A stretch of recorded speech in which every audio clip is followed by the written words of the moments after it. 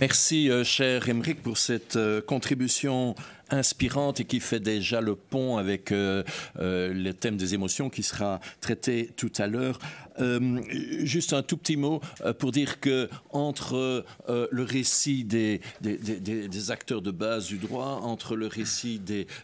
théoriciens et des philosophes du droit, et à cet égard-là, je suis convaincu que les grandes philosophies du droit sont grandes parce qu'elles reposent sur des récits. Entre les deux, il y a les juristes spécialistes d'une branche de droit qui commencent aujourd'hui, depuis quelques années, notamment en France et en Belgique, à développer une approche narrative de leur objet. Et en regardant l'assistance, je vois Frédéric Géat pour le droit du travail en France, qui a écrit plusieurs choses très intéressantes sur l'histoire, les histoires, le droit du travail comme récit, les récits dans le droit du travail. Et d'autre part, Olivier Corten,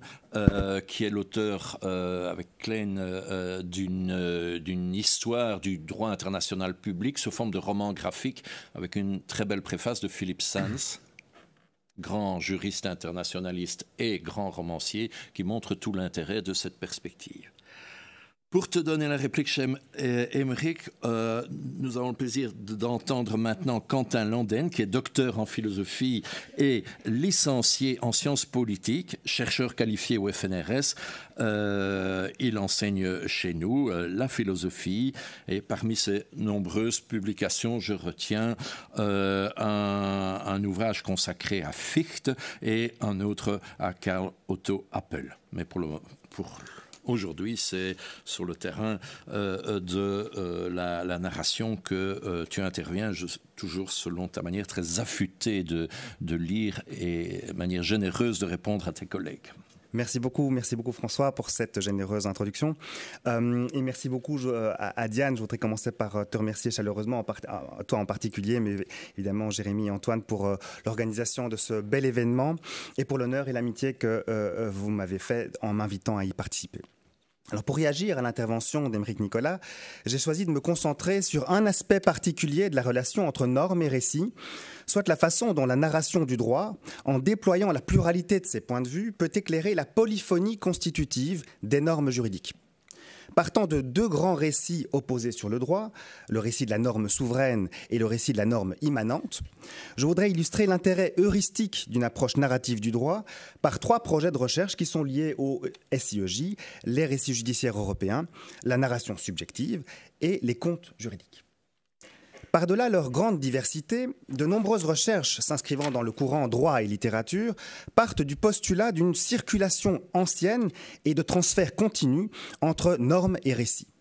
Leur intuition originale est que s'il est possible d'identifier sur le plan synchronique des fragments narratifs dans les discours du droit, c'est entre autres parce que sur le plan diachronique ou génétique, les normes de droit ont bien souvent été prélevées sur des narrations et que la règle est pour ainsi dire un extrait de récit, à l'image de la morale de l'histoire. Ex fabula, ius oritur, comme le rappelle François Host, pionnier du courant en langue française, cela a été dit. Dans le régime du droit moderne, cet extrait de récit a progressivement fait l'objet d'une transmutation, particulièrement manifeste dans les ordres romano-germaniques, celle d'une rationalisation de la norme de droit opérée par abstraction, généralisation, systématisation et hiérarchisation. Une telle rationalisation n'est pas pour autant dépourvue de toute fiction. Bien au contraire, elle porte en elle un grand récit sur le droit particulièrement fort et efficace, le récit fondateur qui doit nous faire croire que le droit est tout entier traversé par une souveraine rationalité, la rationalité unifiée du souverain lui-même à travers ses avatars et porte-voix, et qu'il est produit en grande partie de haut en bas, faisant des sujets de droit essentiellement des récepteurs passifs des normes de droit positifs. S'inspirant d'une longue tradition des récits de grands législateurs, de Moïse à Rousseau, ce narratif méta-juridique positiviste, aussi fictif soit-il dans sa prétention rationaliste, n'en est pas moins réel dans ses nombreux effets sur les agents du droit, dans la mesure précisément où ils y croient, où ils tiennent, plus ou moins, et que cette croyance pèse autant, par exemple, sur les décisions des juges que leurs préférences idéologiques, leurs intérêts matériels ou leurs ennuis digestifs. Mais si ces effets de rationalisation sont bien réels, le récit positiviste souverain tend aussi à étouffer d'autres récits sur le droit qui présentent des manières différentes, plus diffuses, moins verticales, plus ancienne aussi, de faire émerger la norme juridique et de la faire vivre. Il est alors salutaire pour le droit de faire valoir d'autres manières de se raconter, d'autres récits qui donnent à entendre la spécificité de la normativité juridique. Alors que la normativité d'un discours en général tient à ce qu'il porte à l'action, la normativité juridique moderne se distingue spécifiquement d'autres normativités sociales, morales, politiques, éthiques, esthétiques, par le fait que le droit, en premier lieu, doit s'autoriser de sources bien identifiées, donc la normativité juridique doit s'autoriser de sources bien identifiées et qu'elle peut, en dernier recours, se sanctionner par l'usage de la force légitime. La norme juridique s'étire ainsi entre le terminus aquo des sources nécessaires et le terminus atquem de la force possible. Or, c'est justement pour ne pas en venir à son terme que la norme s'efforce de se déployer, de s'augmenter, de se complexifier pour différer le passage à la force physique. Car la norme de droit ne s'interpose pas seulement face aux violences sociales, elle retient également le souverain d'exercer sa violence légitime en lui substituant son autorité légale. Si la norme juridique voulait répondre à l'invitation d'une narration subjective de soi, si elle pouvait se raconter elle-même dans cette lutte pour persévérer dans son être normatif, elle trouverait sans doute un beau miroir narratif, entre autres, dans les contes des Mille et une nuits, et plus particulièrement dans l'intervention décisive de Scheherazade, à la fois personnage central et narratrice matricielle. Comme on le sait, Scheherazade entre en scène dans la première partie des contes des Mille et une nuits, alors que le sultan Shahriar, trompé par son épouse, s'est juré de se venger d'elle en tuant toutes les femmes qu'il épouserait dès après leur première nuit de noces, ce qui le garantirait de facto contre tout adultère futur. Pour conjurer cette malédiction, Scheherazade se propose elle-même en mariage à Shahriar, mais plutôt que de se résigner à se donner à lui comme celles qui l'ont précédée, elle se met en outre à lui raconter des récits extraordinaires qu'elle n'achève pas avant la levée du jour, repoussant au lendemain la suite de l'histoire, ce qui a pour effet de captiver l'attention du sultan et par là de suspendre indéfiniment, de nuit en nuit, de récit en récit, l'exécution de la punition collective. L'efficace, pour ainsi dire, juridique de la narration de Scheherazade réside en ceci qu'elle s'interpose entre la colère du prince et la crainte du peuple, qu'elle maintient le souverain éveillé par des récits édifiants, qu'elle apaise sa soif de vengeance en mettant en scène la justice dans ses récits, et qu'elle diffère à toujours plus tard le moment de la sentence capitale, préservant ainsi sa vie et celle de toutes les jeunes filles du royaume. De même que le droit bien souvent opère par substitution, ainsi Scheherazade, plutôt que de livrer son corps au souverain, lui fait don de son verbe. Au glaive vengeur du prince, elle substitue la paix et la justice du discours par l'effet même de ses récits de crimes et de châtiments. Derrière les vols, les ruses, les serments, les meurtres, les contrats, c'est toute une normativité immanente au récit qui se déploie. À travers les habiles marchands, les juges, les brigands, les riches étrangers et les faux mendiants, c'est toute une petite société qui se donne à voir au souverain, qui peut contempler en elle comment la justice se fait aussi très bien sans son intervention. Face au récit positiviste de la norme souveraine qui s'impose d'en haut, Scheherazade offre un autre récit métajuridique, celui de la norme immanente aux interactions, émergeant du corps social lui-même et se construisant dans des contes dont on ne connaît jamais l'origine exacte. En théorie du droit, ce récit correspond peut-être en partie à l'école historique du droit allemande, qui inscrit le droit dans une épaisse historicité et en fait l'expression de l'esprit d'un peuple, à l'instar de la littérature populaire. Ce n'est pas un hasard si l'impulsion de l'œuvre des frères Grimm sur les contes soit venue de leur professeur de droit, qui n'était autre que Savigny lui-même. La structure narratologique du récit de Scheherazade offre à cet égard une autre caractéristique remarquable, symbole de son historicité interne. C'est que ces récits, bien souvent, génèrent d'autres récits. Chaque fois qu'un personnage en vient à devenir le narrateur d'un nouveau récit, qui est en fait plus ancien, et qui doit l'aider à réfléchir aux impasses morales de sa situation et à se sortir d'une difficulté. L'auditeur est alors emporté dans une forme d'enchâssement de récit, parfois à 3 ou 4 niveaux, au point de ne plus savoir qui était le premier narrateur. Cette prolifération des narrateurs nous invite à nous demander Qui raconte la norme, en fin de compte? Question qui nous permet de revenir à nouveau frais sur 3 approches narratives du droit qui ont mobilisé des chercheurs et chercheuses du SIEJ ces dernières années. La recherche sur les récits judiciaires européens, la proposition de narration subjective de la norme promue par Aymeric Nicolas et le travail de François Host sur les contes juridiques. Dès lors qu'on ne considère plus les normes de droit comme de pures entités idéales produites par une rationalité transcendante ou abstraite, il faut pouvoir les inscrire dans les trames discursives qui débordent largement le discours juridique technique et relier l'argumentation et l'interprétation proprement juridique aux narrations dont elles procèdent et où elles reviennent inévitablement. Si la littérature peut être un miroir du droit, c'est aussi parce que le récit est un puissant opérateur perspectiviste qui permet de distinguer et de multiplier les points de vue narratifs sur son objet, en l'occurrence les aventures de la norme juridique. L'approche narratologique du droit révèle alors une polyphonie des points de vue constitutifs de la norme. C'est ce qui est apparu tout au long du projet de recherche sur les récits judiciaires européens, initié par Antoine Bayeux, auquel j'ai eu le bonheur d'être associé aux côtés d'Elsa Bernard et de Sophie Jacot. L'idée de départ, suggérée par Antoine, consistait à identifier derrière la production judiciaire européenne, celle de la Cour de Luxembourg, mais aussi des juges nationaux, des grands récits sur ce qu'est l'Europe, sur ce qu'elle devrait être ou ce qu'elle est appelée à devenir. Loin de se confondre avec l'exercice positiviste du commentaire d'arrêt, la recherche a visé à reconstruire des matrices narratives, comme l'Europe marchande, l'Europe pluraliste ou l'Europe sociale, matrices dont on peut repérer des fragments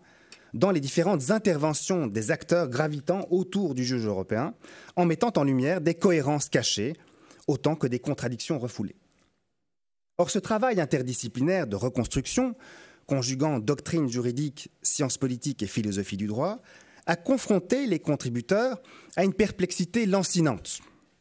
Si récits judiciaires il y a, qui les raconte? Et de quel point de vue valent-ils comme tels, en tant que récits? En tant que reconstruction,